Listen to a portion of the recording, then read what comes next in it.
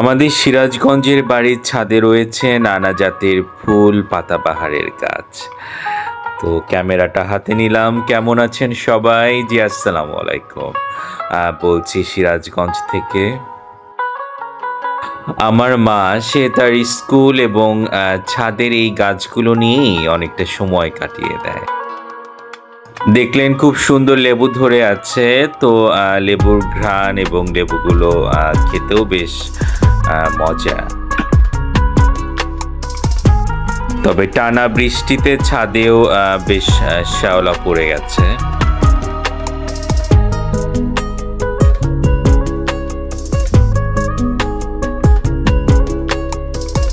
এমনি কিন্তু সব সময় ফুল ফুটে থাকে, কিন্তু এখন যেহেতু হাতে ক্যামেরা নিয়েছি কাজেই আজকে আর কোনো ফুল ফোটে নাই।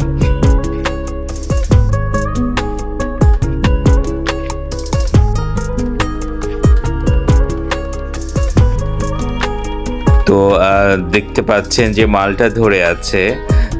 তো ছাদে সব কিছুরই রাখার একটা চেষ্টা করা হয়েছে আর কি।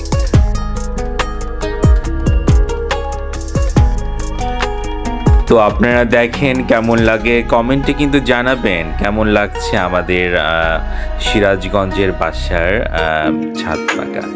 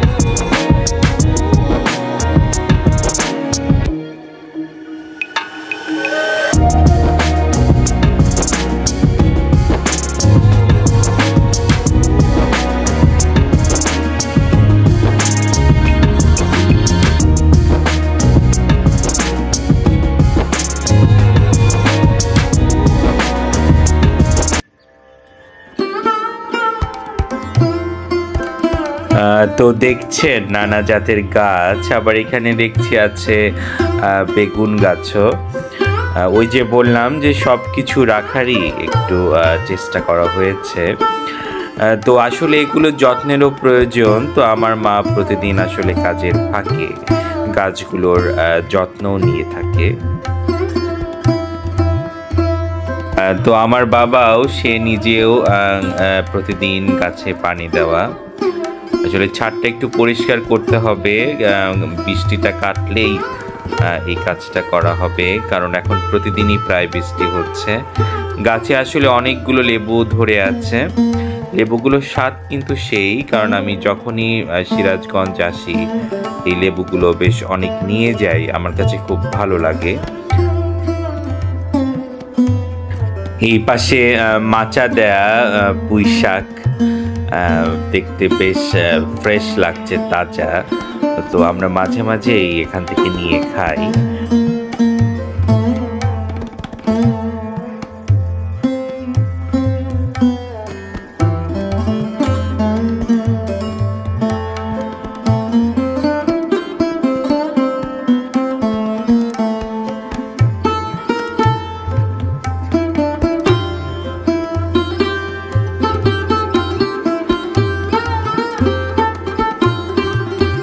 পুদিনা পাতার গাছ তো দেখতেই পাচ্ছেন, আসলে নানা ধরনের গাছ আছে। আসলে এটাও একটা শখ। আর সবুজের মাঝে থাকলে মনটাও ভালো থাকে, দিনগুলোও কেটে যায়। তো এটা আমাদের বাসার অনেক পুরনো মেহেদি গাছ। তো এই মেহেদি গাছের কথা এলাকার প্রায় পুরো মানুষই জানে। অনেক জায়গা থেকে এখানে আসে মেহেদি নিতে। আমরা যখন ছোট ছিলাম তখন তো প্রায় প্রতিদিনই আসতো মেহেদি পাততে।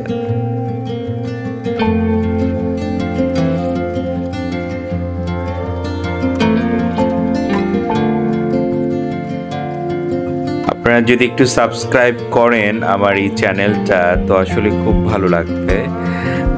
তো রিকোয়েস্ট তো আছেই, অনেক আগে থেকেই করে যাচ্ছি। কেমন লাগলো আমাদের বাসার ছাদ বাগান? চেষ্টা করা হয়েছে।